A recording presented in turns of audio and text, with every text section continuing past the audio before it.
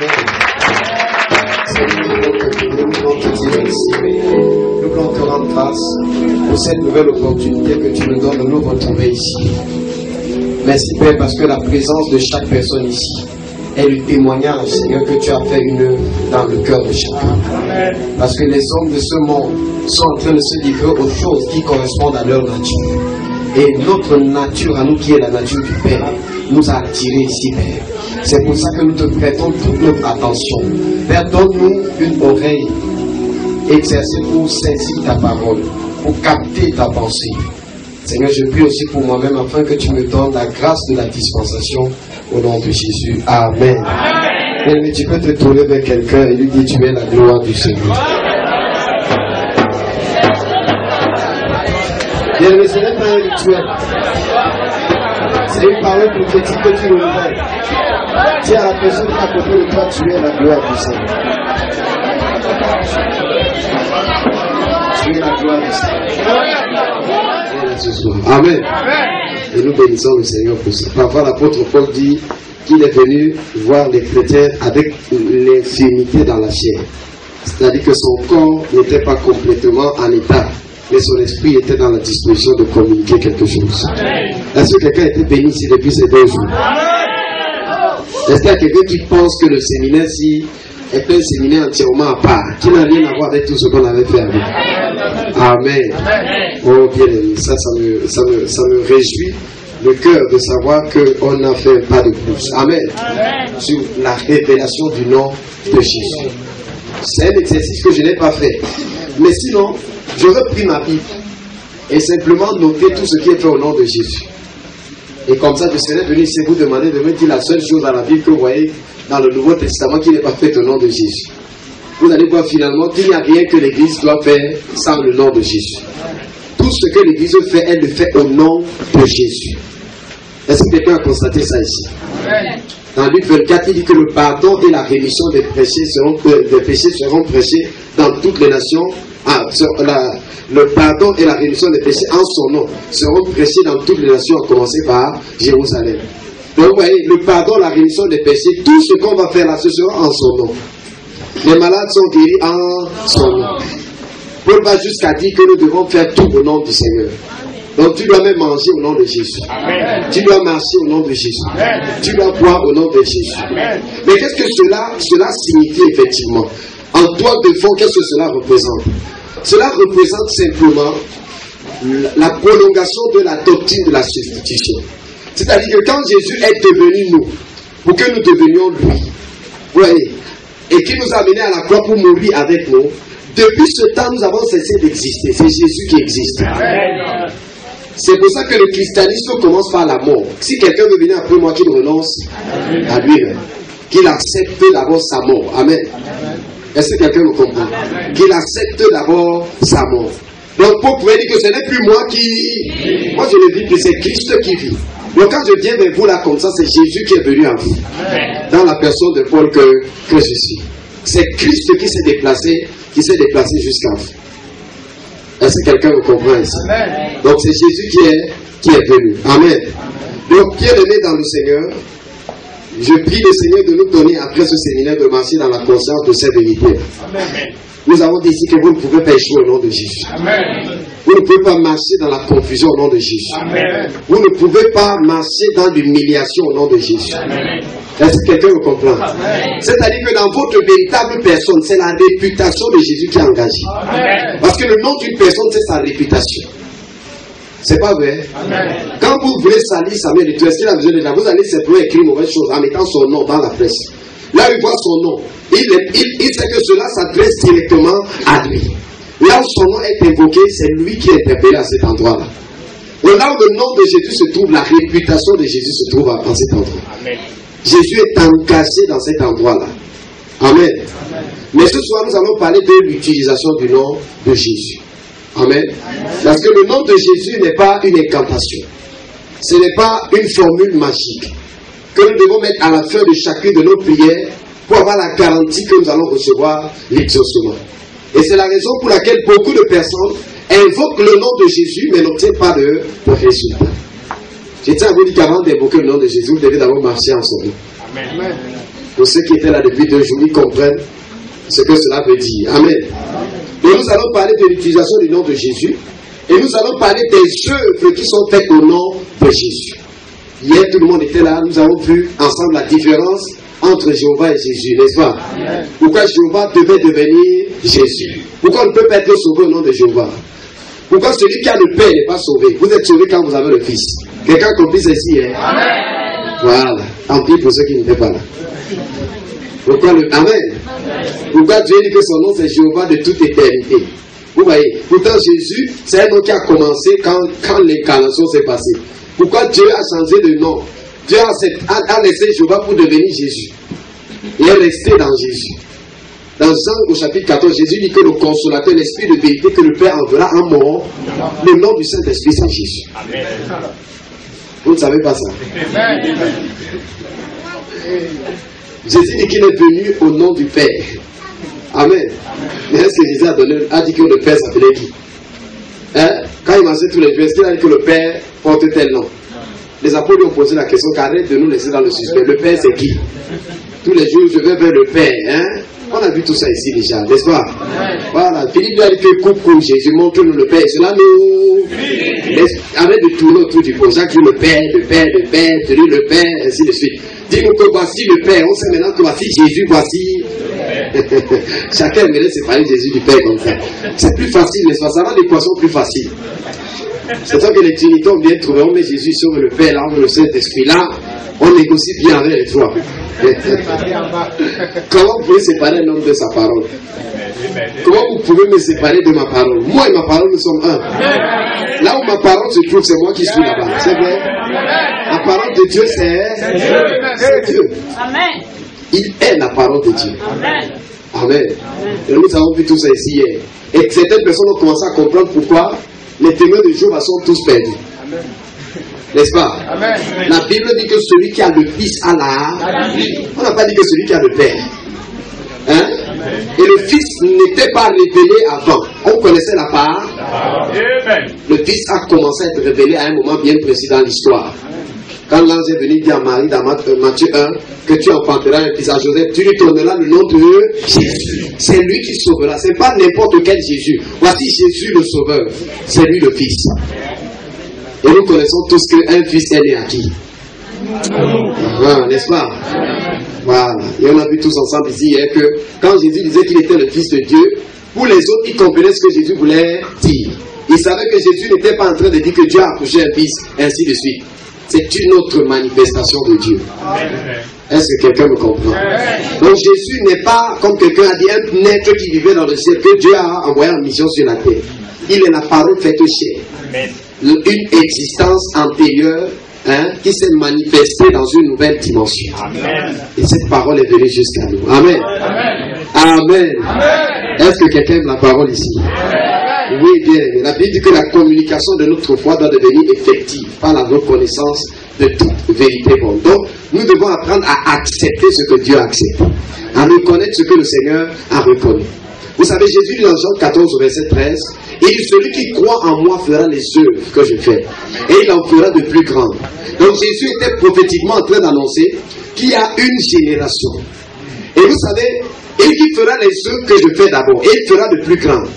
Cela suppose que le mystère de la piété qui a commencé depuis que Jésus est là, le grain de blé Jésus a été enseveli, doit s'achever avec une identité parfaite entre le grain de blé de départ et le grain de blé qui a été produit après. Alléluia. Et vous savez que quand le grain de blé se développe, il ne commence pas par produire le grain de blé. C'est d'abord la tige qu'on voit. Après on voit les feuilles. Après on voit les branches. N'est-ce pas? Amen. Après on commence à voir les bourgeons. Après on voit quelque chose qui ressemble à. Après le grain de blé se reproduit complètement. C'est là que le processus s'achève. Amen. Amen. Et c'est là que le mystère de Dieu doit s'achever bien. C'est-à-dire qu'il y a une génération qui aura la connaissance de ces choses. C'est ça qui dit que celui qui croira, ouais, cela est déterminé par la qualité de la foi. Fera les œuvres que je fais et il en fera de plus grandes. Donc dis à quelqu'un que tu fais une bonne chose de prêter attention à la parole. Amen. Amen. Certaines personnes viennent ici. Elles disent, est-ce que ce n'est pas par avoir trop de connaissances? Est-ce que ce n'est pas ainsi de suite? La Bible dit que par sa connaissance, mon serviteur justifiera beaucoup d'autres. C'est pas vrai? Amen. Voilà. Est-ce que vous savez que ce n'est pas la connaissance que vous avez été sauvé? C'est ce que la Bible dit, c'est pas moi. Lisez Isaïe 53.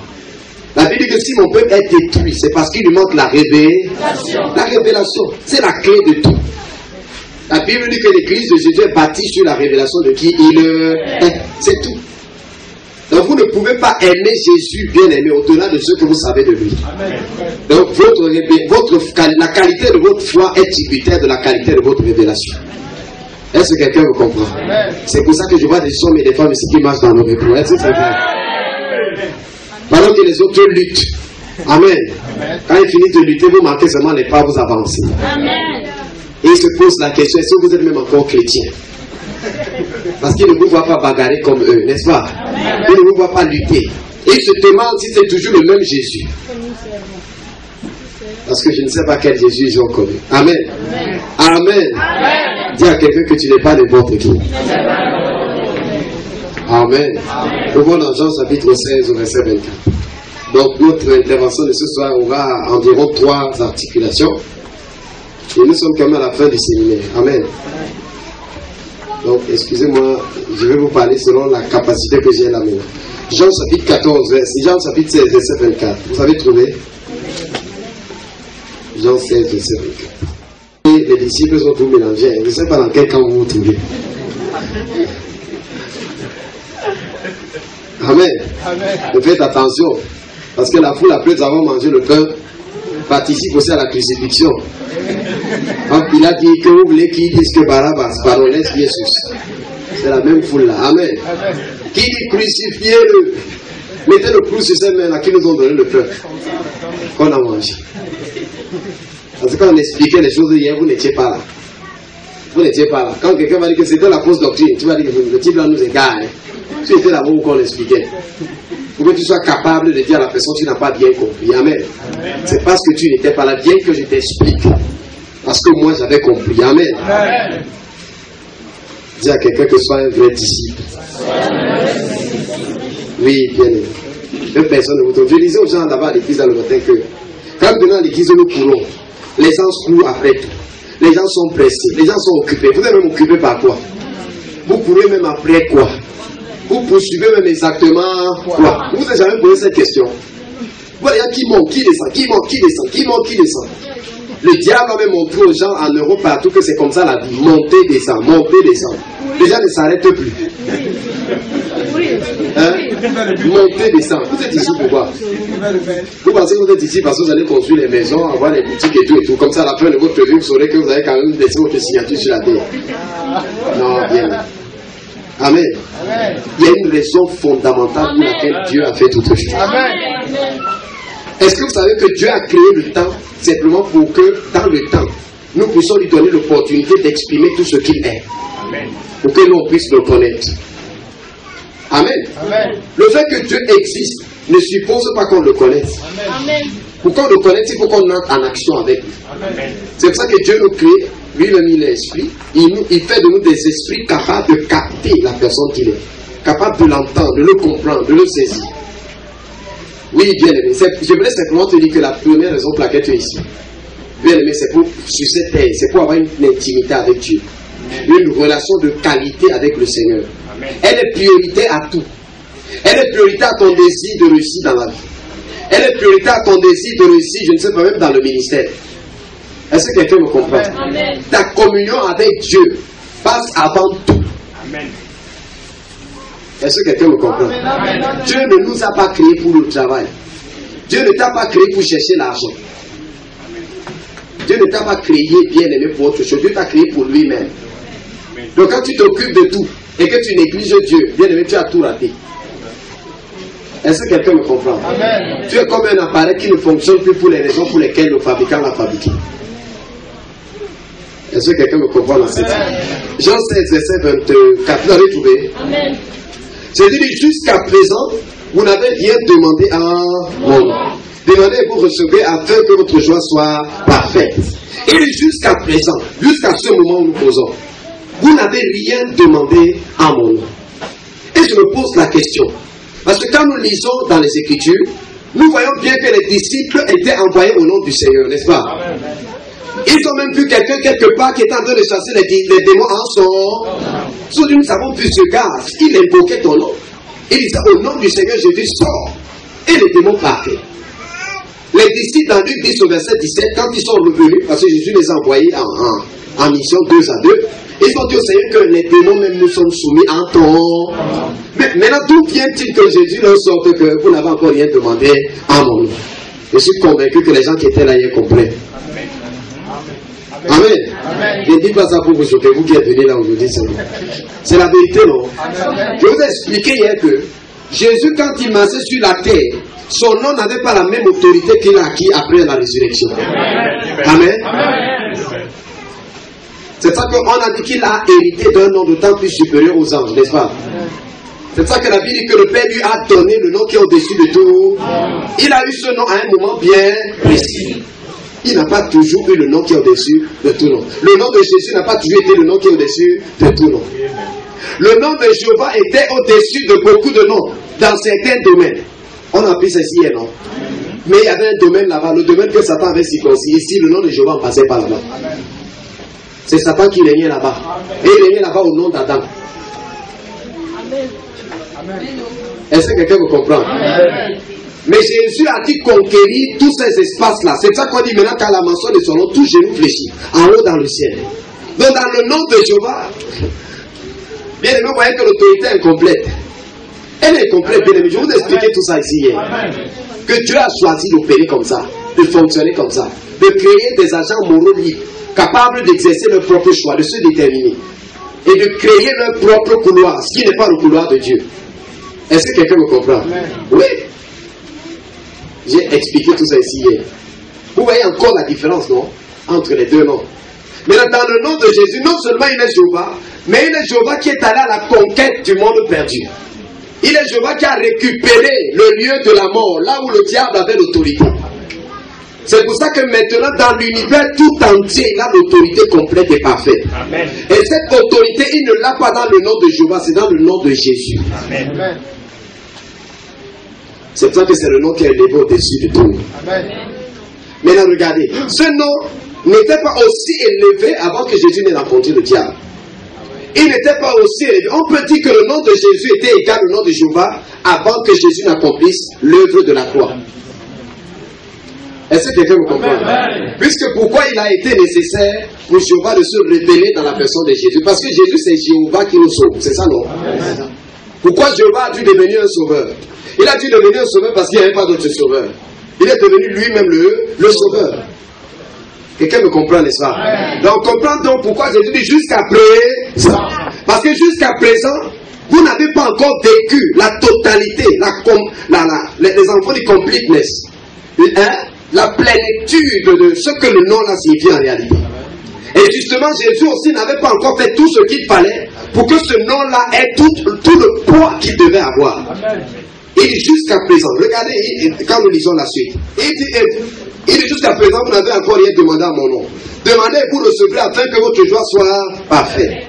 Je vous ai dit ces choses en parabole. L'heure vient où je ne vous parlerai plus en parabole, mais où je vous parlerai ouvertement du Père. En ce jour, voyez, le mot ici là, en ce jour, le jour ici n'est pas une succession d'heures.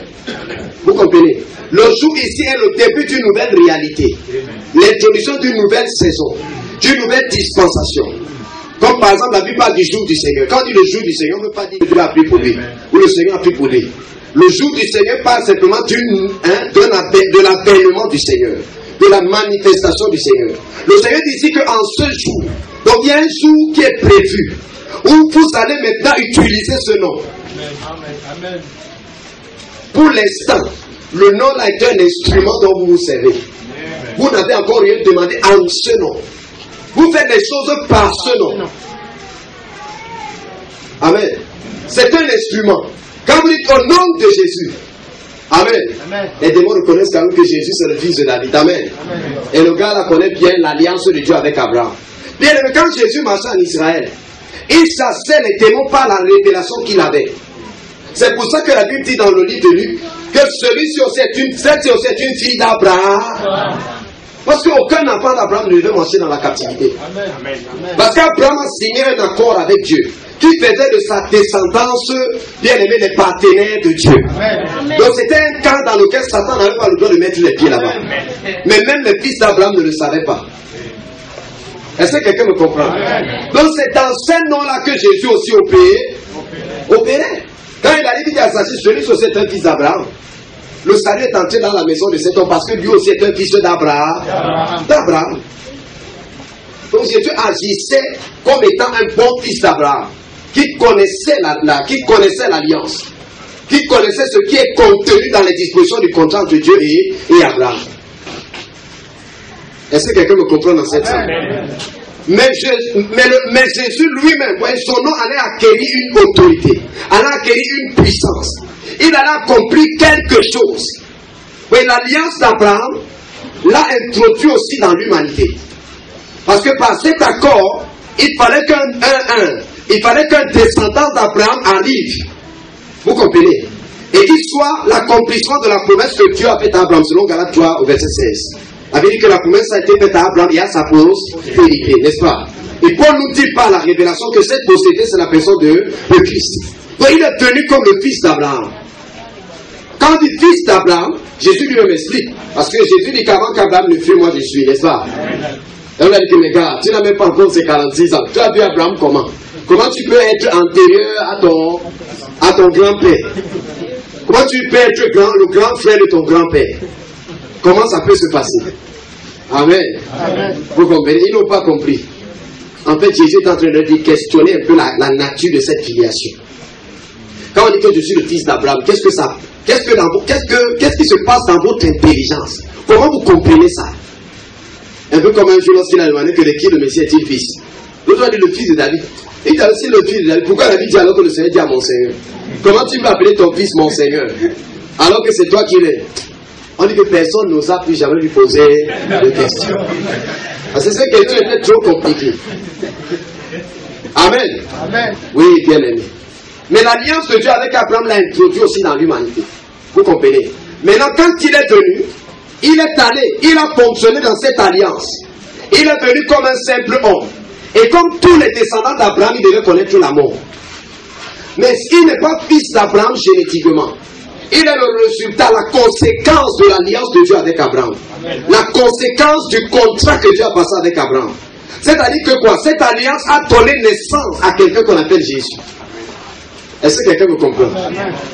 Mais Jésus est simplement en train de vous montrer. J'essaie de comprendre le texte aussi. Il dit jusqu'à présent. À présent où il parle là, qu'est-ce qui s'est déjà passé? Il n'a pas encore accompli l'œuvre de la croix. Au nom de quoi lui-même il opère? Il opère au nom de l'alliance des pères.